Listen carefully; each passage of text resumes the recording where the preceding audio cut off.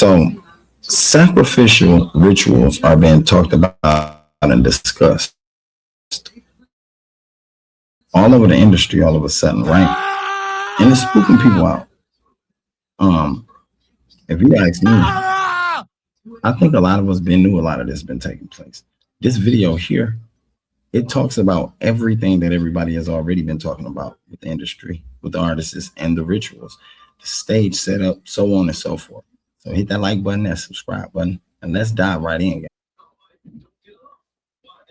You, if you ever trying to do research, you search up Ifa.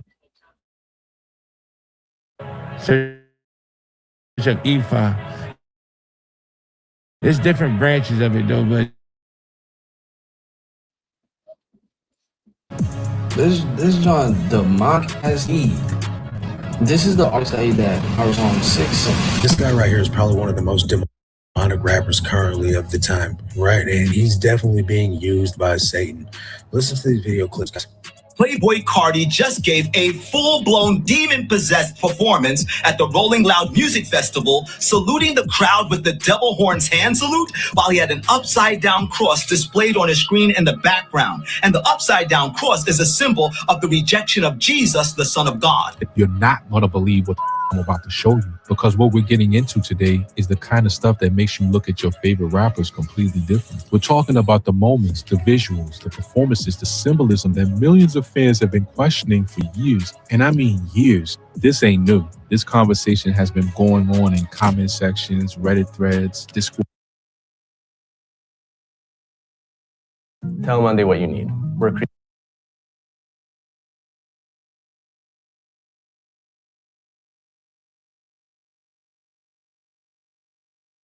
We're servers and late.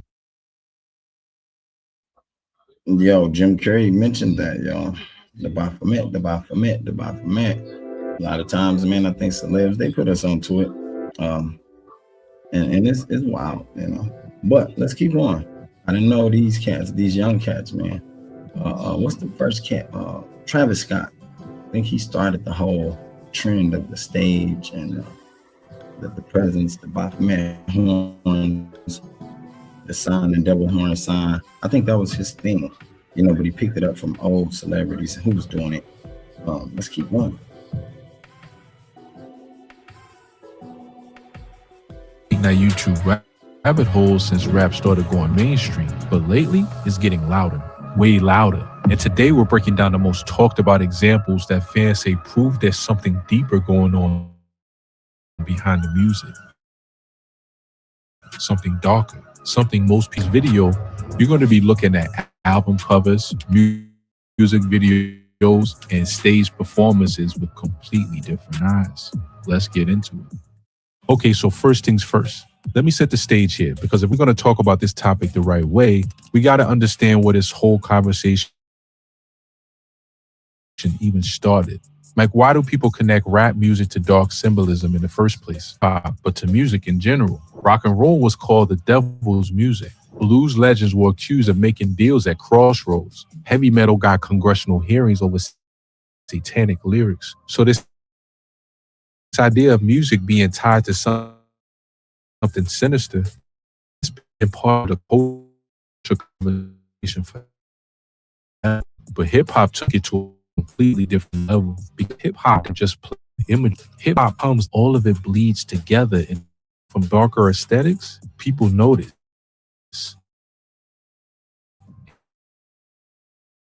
And they start asking questions. Now, I want to be clear before we go any further. A lot of interpretation. I'm not here to tell you what to believe. I'm here to break down what people are saying, why they're saying it, and what actually happened that got people talking. Because some of these moments, they're real. The visuals are real. The performances are real. And that's exactly what makes this conversation so wild. All right, let's get into the names. Let's talk about Playboy Carti first, because, bro, the Whole Lotta Red era might be the single most discussed chapter in this entire conversation. And I'm not even exaggerating. When that album dropped on Christmas Day 2020, the internet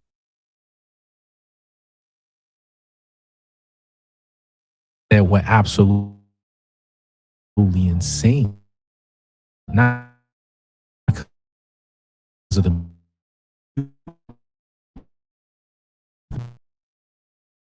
everything around the music, the visual, the energy, the whole.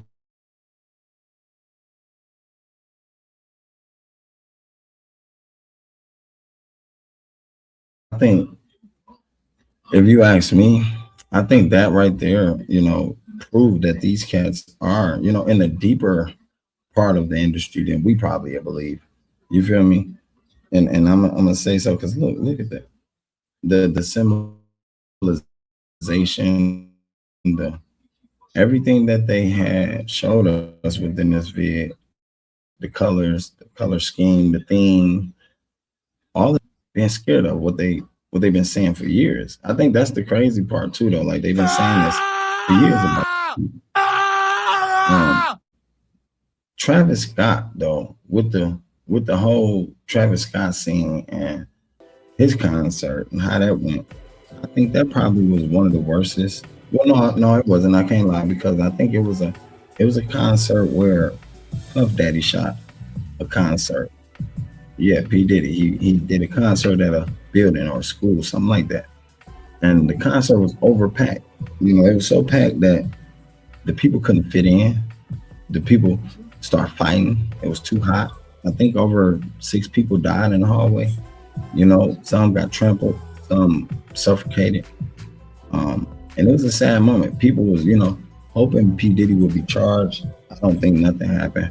I think the people, family members was paid. They gave him a few dollars. Right, I know. Sad, but at the end of the day, when you throw these type of parties, I think these are the results they've been getting lately. Travis Scott was one of the latest ones. So everybody was upset with him highly, but I didn't know everybody else that followed the Travis Scott train who do music like him, they throw the same parties. I didn't know they, synchronize in the same style or theme for their videos. That's crazy. It is.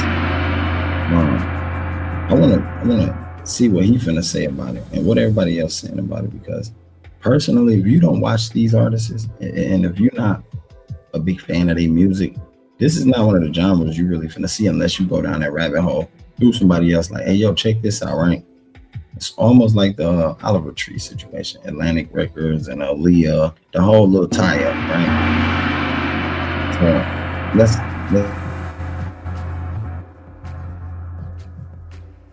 everything surrounding it, the aesthetic, the visuals, the energy, the whole package. Cardi came out looking like a vampire, red eyes, fangs, dark imagery, all the rollout. And fans were split down the middle. Half thought it was the creative direction they'd ever seen. Half started pulling up screenshots and timestamps and going, yo, wait a minute, what is actually happening here? And here's where it gets crazy. To me, it wasn't just the weirdest is how would they assume this is the key to, dress? Why would they assume that this is the way to go? This the route. That's a satanic route. That's a satanic route.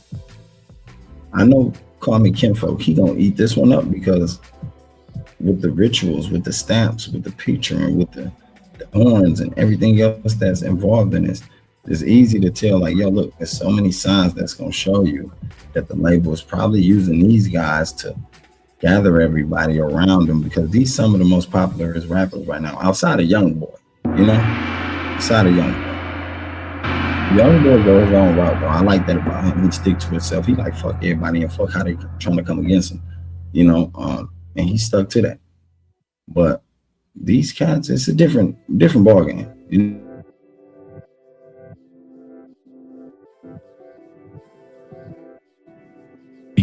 It was the timing, Christmas Day. A rapper dropping an album that looks like it was pulled from a gothic horror film on Christmas Day. That detail alone sent theorists into overdrive.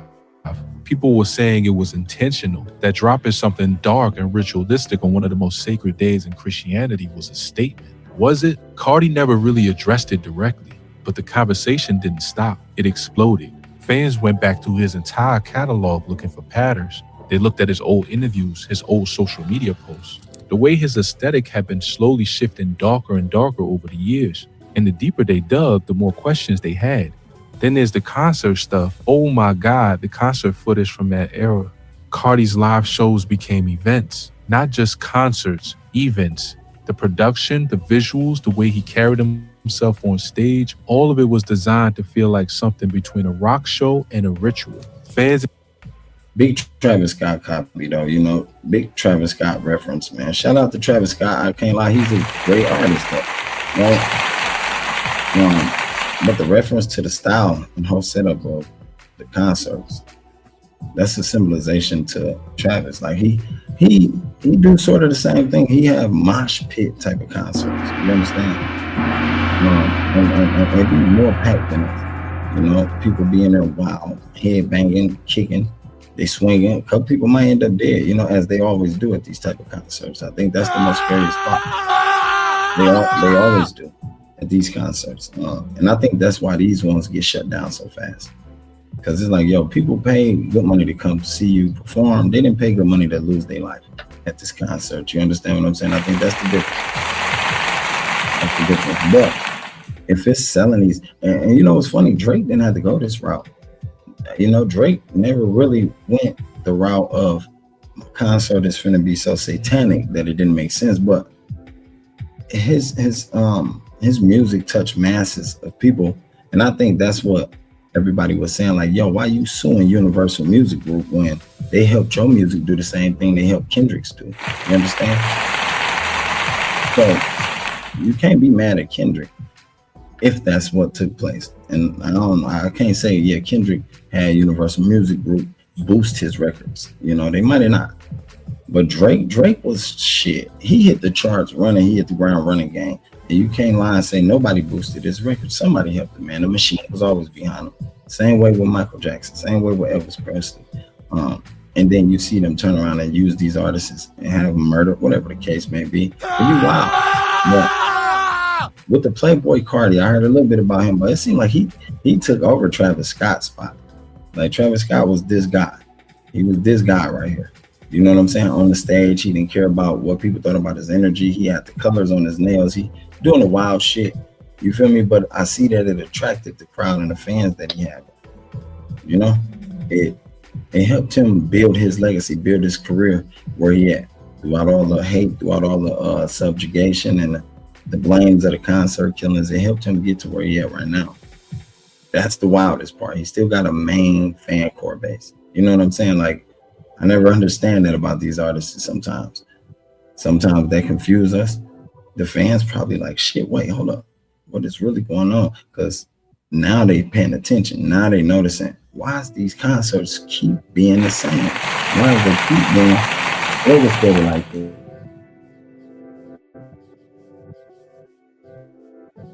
In the pit were losing their minds. The energy was unlike anything in rap at that time. And some people loved it for exactly that reason. But others online saying it didn't feel like a rap concert anymore. This is something else entirely. And those clips went viral multiple times. Now look, the man himself never confirmed any of this. In interviews, when people have pushed on the dark imagery, the team around him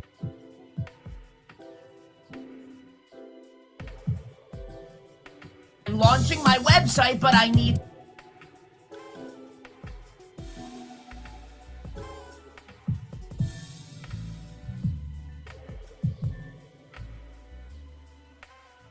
usually framed it as artistic vision, a character, a creative evolution. And honestly, that's a completely valid explanation.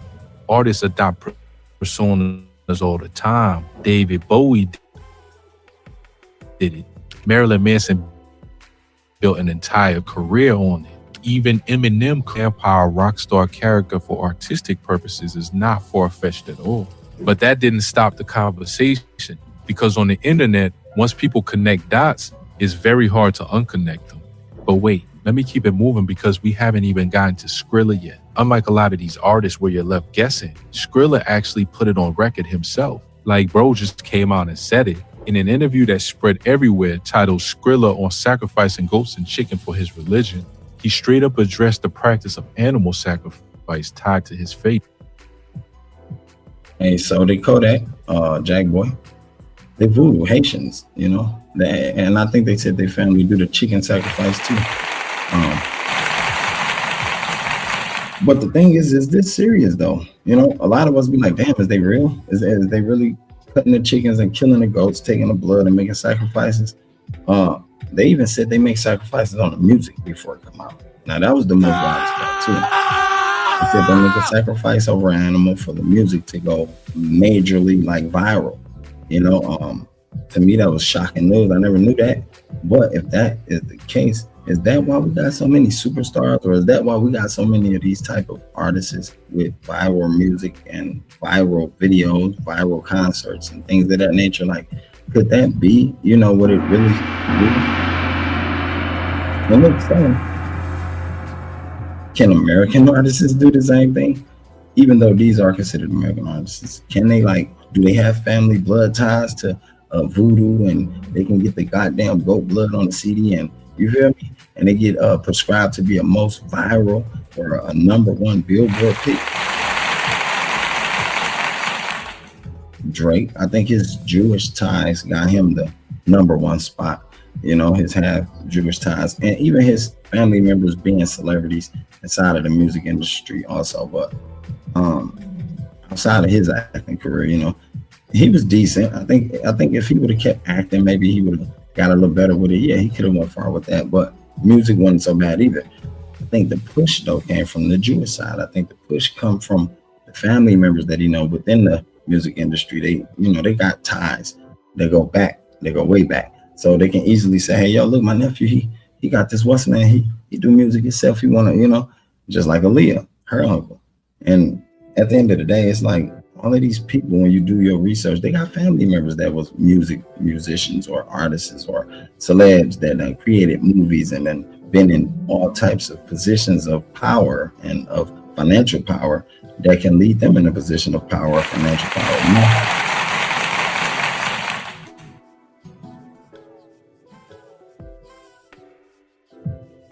And chat, when that clip started circulating, people were losing it, because you don't hear that from a rapper on a major label like ever. The religion he practices pulls from your roots, go back centuries. And his album Underworld, that thing is packed with direct references to it. Tracks named after Osun and Yamaja, both Orishes, which are spiritual deities from that tradition, and reviewers who actually sat with the album described it as something that feels genuinely eerie. Choral wails, deep ceremonial bells, spiritual energy pulling from Christianity, Islam, and Yoruba religion all bleeding into each other. And then you look at the visuals on top of all that, the masks, the underworld branding, the eerie imagery that runs through everything he puts out. And then fans find out he openly talked about animal sacrifice in a real interview. No cap, the comment sections went crazy, because at that point, it's not even a theory anymore. The man said it himself. What people point to specifically is the consistency of the imagery. It's not like one random music video had a dark theme and people ran with it. It's the whole world he's built around his music. The color palettes, the symbols that appear repeatedly, the way performances are staged, the recurring motifs that fans claim line up with occult symbolism. And when fans of certain communities started breaking these down side by side with actual... Yo, but what if it's not a cult? What if it's his family heritage? You know? What if he representing for like his African heritage, or like, is that something anybody ever thought about? I know there's like Kodak Black, he talked about his heritage too, and his ties to Hades and the Haitians. You know, could we say that for a moment? I never seen anybody or many people say, hey, yo, the whites or the Caucasians are doing sacrifices, you know, and they doing it. They got this magical, what's the name, from their heritage or from some damn culture, and they're using it for real. Like, you know, when I think about that, it's our people, it's the black people, right? So I have to play devil's advocate for that moment right there. Like, but what if they really just representing for their heritage? What if they got bloodline ties to these overseas countries and they just want to, you know what I'm saying, embody that moment? Some of y'all like, hell no. You know, these black motherfuckers, they actually do the voodoo. But I don't know. If that was the case, shit, they'd be more protected. I would guess A lot of these voodoo doing people, they ask for protection spells then, if that's the case, right? You couldn't possibly have ties to voodoo or family members who do this shit, who do the animal sacrifices and the pig blood sacrifices, but not get protection. You know, that sound different. We see Skilla, he got protection. You know, he outside with the junkies, he outside with the bums, he outside every day with these people. He hanging with people that, you know, a lot of people don't even know he be with on a daily. And a lot of people wouldn't even kick it with these people on a daily that he be with or be around. You know, they'll call them peasants, bums. They'll call them minorities. They'll call them, you know, lesser than. And the whole time they the same as them. They are on the same level, just different sides of the goddamn polarity pole. You understand? I think he know that though. And I think he know that so well. That's why he choose to be in videos with these people around him, junkies, bums, no goods. And he said he love them. He tell you out his own mouth. The only artist that I ever seen say that. You know what I'm saying? So it's a different ball game when you get artists that's so, you know, down to earth to be able to just say, hey, yo, look, this is the life I'm living. This is how I'm living in. You get a mad fan base core that love them. They rocking with them. Kodak Black, they rocking with them. You know, or maybe could it be behind the bullshit Kodak guy saying? That's why they watch them. Like, they like, look, we're gonna watch him, keep our eyes on him, throw some fans at him, you know, make him feel like it's him, you know, and at the end of the day, they trying to get him banned for the wizard situation. I don't know. Anyway, this guy right here though, you know, he took off since he came out. Like his music. It's a little bit untouched, untuned, like for my ears, I never heard of it. The way he spit his lingo, you do got to get adapted to it. You know what I'm saying? Because some of the shit he be saying, I be trying to figure out myself, like, what the hell? What that mean? What that mean? And if you go down the line with these artists, you can see it is with multiple artists, you know? Everybody got their own lingo. Everybody got their own language within how they spit. Maybe it's a state thing. Maybe it's a city thing. You know what I'm saying? I don't know. I'm not sure. Whatever it is, he got it. He do it well. As far as the voodoo shit, I never really heard him say that. I only heard two people say it, Jack Boy, Kodak. You know, it ain't too many people in the artist industry or the rap industry or younger artists that talk about voodoo, that talk about spells, that talk about witchcraft, or that talk about chicken blood. You understand what I'm saying? So, on the other note, like I said, you have managed to do great music with a lot of artists. And I want to know, do they all feel this way? Like, damn, this nigga he's a witch or he's a warlock. You feel me? I wonder, do they think like that? Like, because shit, people wouldn't be talking about it right now if he wasn't a real life spellcaster or a real life underworld God believer or whatever they call it, you know?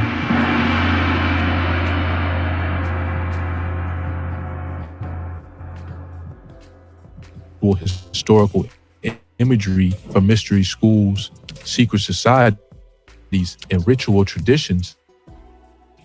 Screenshots spread fast, real fast. Now again, pose an argument simple and it's worth in theory. The aesthetics they always have, like in red color schemes, imagery, gothic visuals, all of that creates a strong brand identity. It makes you memorable. It makes you stand out. In a genre that is more crowded than ever before, having a visual language that is immediately recognizable is a massive strategic advantage. So is it ritual or is it branding?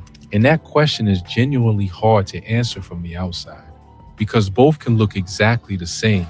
Here's what gets really interesting though. The fan community around these theories isn't just casual. These are people who are doing deep research, and I mean deep, pulling up books on Freemasonry, cross-referencing album artwork with alchemical symbols, comparing hand gestures and music videos with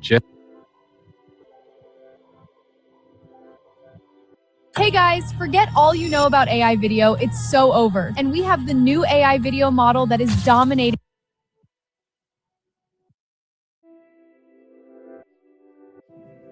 gestures documented in historical records, time-stamping specific moments and performances and comparing them to ritual calendars. The level of detail that goes into some of these fan investigations is honestly mind-blowing. Whether you believe the conclusions or not, the effort is undeniable. And this broader hip-hop territory, because Skrilla and Cardi are far from the only names that come up in these discussions. The list of rappers who fans have accused of using dark or occult imagery is long, very long, and it goes back decades. Think about some of the biggest names in the game and the moments that got people talking. Jay-Z and Rockefeller Records. You've got to bring this up because for years, fan theorists have been pointing at the name itself, Rockefeller. I totally forgot about one Jay, of the most famous elite families. Forgot about Jay. I really don't shoot the shots at Jay, but a lot of people, yeah, they say he's Mason, right? 33 degree Mason. I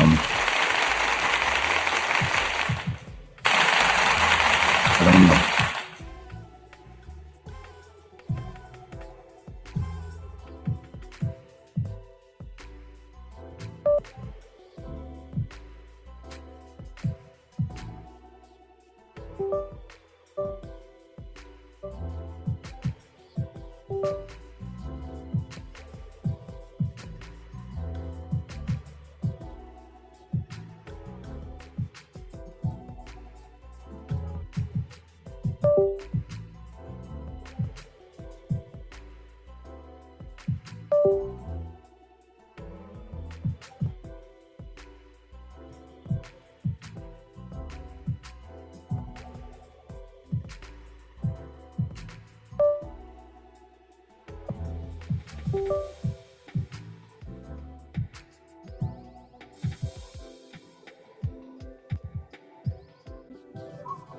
Yeah, if I'm correct, I think Dame Dash mentioned that a few times.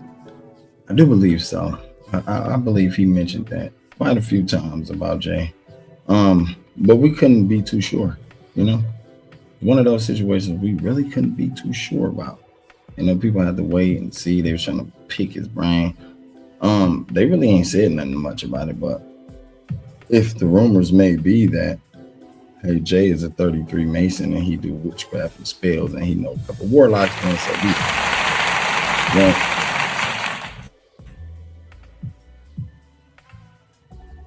Families in American history, connected to secret societies in the minds of many conspiracy communities. And then you look at the rock sign that diamond-shaped Jay-Z made famous. He said it stands for Rock Nation, for his brand. But online, people were saying that shape has older meanings. Sacred geometry, the all-seeing eye framing.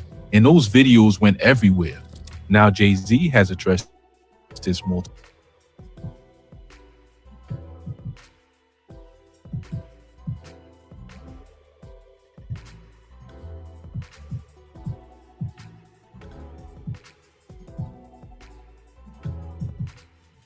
multiple times. He's called it a simple logo. He's laughed it off. And most mainstream music journalists would agree with him. It's a diamond shape. It's a brand symbol. But the fact that the conversation never died down, that it kept resurfacing, that it spawned hundreds of YouTube videos and forum threads, that tells you something about how deeply people were paying attention. And once that seed was planted in pop culture, it changed how people looked at everything that came after. Then there's Kanye West. And this is a complicated one because Kanye's whole narrative has so many layers. But the moments people point to are specific. The Yeezus era. That album rollout was designed to provoke. The imagery was religious, dark, confrontational. The tour had visuals that were intentionally unsettling. I don't know, man. Kanye snapped with that, man. That's crazy. Kanye snapped with that, man. But they did start beefing. I don't know why Kanye dissed Jay-Z right now today. He don't like Jay-Z or Beyonce. That's crazy. But the album was decent. I think the music him and Jay did was good. You feel me? If you ask me how I loved it, they was dropping mad bombs in there. A lot of y'all probably didn't know the knowledge they was dropping, but they was dropping bombs, and I think that's why they on the ass right now. You know, that's probably what he talking about, the Holy Grail and all this extra stuff. That was Jay's idea. You know, that was his city. It went major. Kanye was angry.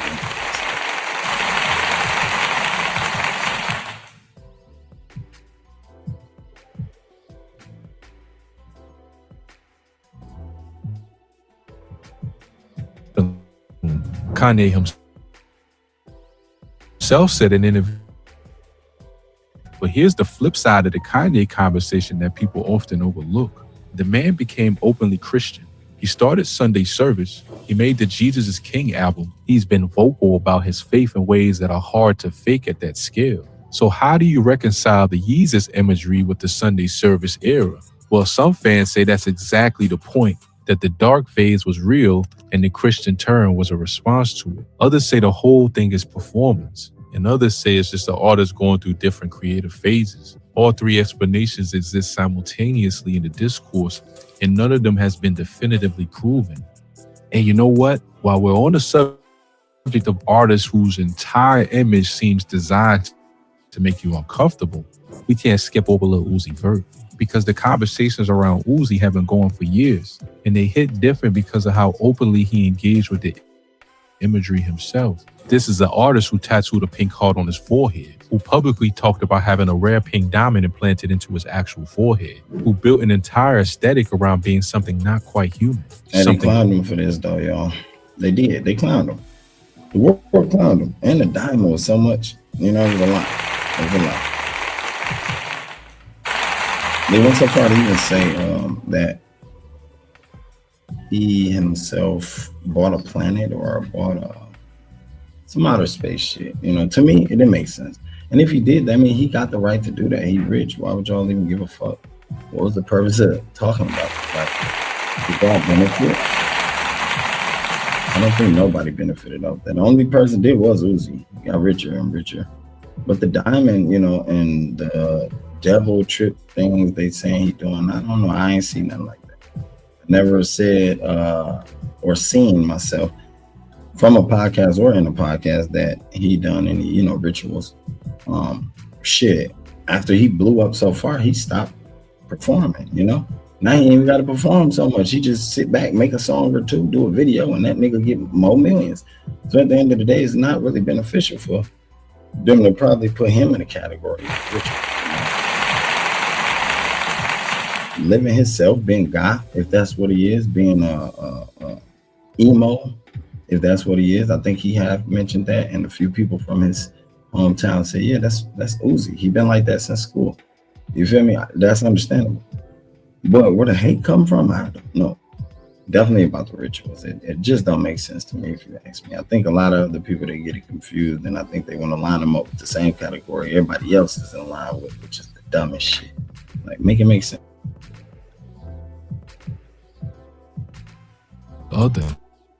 And the internet ran with that energy hard. Fans and theorists started pointing to his lyrics, his interviews, his fashion choices, and drawing lines between all of it in themes of possession, dark energy, and spiritual sacrifice. The diamond forehead thing especially. People were saying that kind of body modification has symbolic roots, that embedding something precious into your physical body like that connects to older traditions that most people in mainstream culture have never heard of. Now, Uzi himself has played it cool, laughed it off, called it art, called it fashion. And again, that's a completely reasonable explanation for an artist who has always operated on the extreme edge of self-expression. But the conversation didn't stop. It never stops. Because once that framing exists, every new thing an artist does gets filtered through it. Every outfit, every music video, every cryptic Instagram post, it all becomes evidence in a case that fans are constantly building and rebuilding. And that's what makes this topic so endlessly fascinating, because you can take the same set of facts and reach completely different conclusions depending on what framework you're using to interpret them. If you believe in literal satanic influence in the music industry, you're going to look at these visuals and see confirmation. If you believe in the power of branding and artistic mythology, you're going to see smart creatives building compelling narratives. And if you're somewhere in the middle, you're going to be watching these videos at 2 a.m. going, yo, I don't know, man. Like I said, a lot of people believe in rituals. I don't know. I can't say I did or I don't. I just never really, focused on the rituals. A lot of Africans and a lot of other people that's in America, they said that shit is true. They said they do this shit. Let me know what y'all think. Hit it in the comment section, and you believe in the rituals? You do? You don't? I don't know. Shit, I'm gonna do some more research on it myself, though. I know it's a lot of folklore behind it, a lot of mythology behind it. Can't fully say it's all mythology because there's a lot of cultures that's still using it. A lot of cultures that still, they still participating. in this type of magic, in this type of event, these scenarios. So at the end of the day, I love y'all. Y'all make sure y'all stay safe out there. Don't be drinking no chicken blood. I'm going.